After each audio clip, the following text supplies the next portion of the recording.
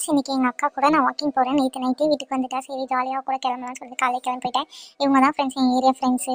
இதெல்லாம் பார்த்துட்டு எங்கள் அக்கா பொறுமையாக கூட்டிகிட்டு போகணும் ஃப்ரெண்ட்ஸ். பாவம்லாம் இழுத்து போட்டேன், பாவமாச்சுன்ட்டு பொறுமையாக கூப்பிட்டு போயிட்டு ஒருத்தர் ஃப்ரெண்ட்ஸ் எங்கள் வீட்டில் தான் இருந்தான். சரி இல்லைன்னு வெளியே தட்டி விட்டாங்க. அவனும் வந்து ஒட்டிக்கிறான் ஃப்ரெண்ட்ஸ். அதுக்கப்புறம் என் ஏரியா ஃப்ரெண்ட்ஸ்க்குலாம் ஹாய் சொல்லிவிட்டு அவங்க கூட கொஞ்சம் விளையாண்டுட்டு அப்படியே கிளம்பணும் ஃப்ரெண்ட்ஸ். பார்த்துட்டே இருந்தால் தூரத்துலேருந்து யாரோ எங்களை நோக்கி வராங்க ஃப்ரெண்ட்ஸ். உடனே உஷாராயிட்டேன் எங்கள் அக்காவை காப்பாற்றணும். சரி அவரும் போயிட்டார், அமைதியாக விட்டுரும் அப்படி சொல்லிட்டு நானும் ரசிச்சுட்டே வாக்கிங் நடந்து போகலான்னு ஸ்டார்ட் பண்ணிட்டேன் ஃப்ரெண்ட்ஸ். போகும்போதே போகிற வழியெல்லாம் ரசிச்சுட்டே போனோம் ஃப்ரெண்ட்ஸ். நிறைய பார்க்குறதுக்கு நிறைய இடம் இருந்தது. அப்புறம் இந்த பையன் ஓவர் ஆக்டிங் போட்டு அக்காவை கரெக்ட் பண்ணலாம் பார்த்தா நான் விடவே இல்லை ஃப்ரெண்ட்ஸ்.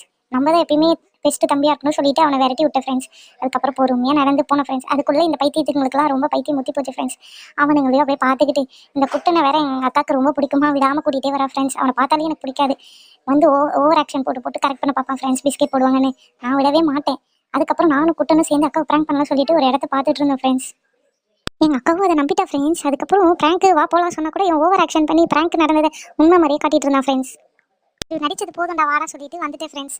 வர வழியில் அப்படியே எங்கள் அக்காவுக்கு செக்யூரிட்டி கொடுத்து கூட்டிகிட்டு வந்தேன் ஃப்ரெண்ட்ஸ். கொஞ்சம் விளையாட்டெல்லாம் காட்டிட்டு இந்த பைத்தியக்கார பசங்க எப்பயுமே இதை பண்ணுவானுங்க. விட்டா இன்னைக்கு ஃபுல்லாக வீடியோ எடுப்பா சொல்லிட்டு வீட்டுக்குள்ளே ஓடி வந்துட்டேன் ஃப்ரெண்ட்ஸ்.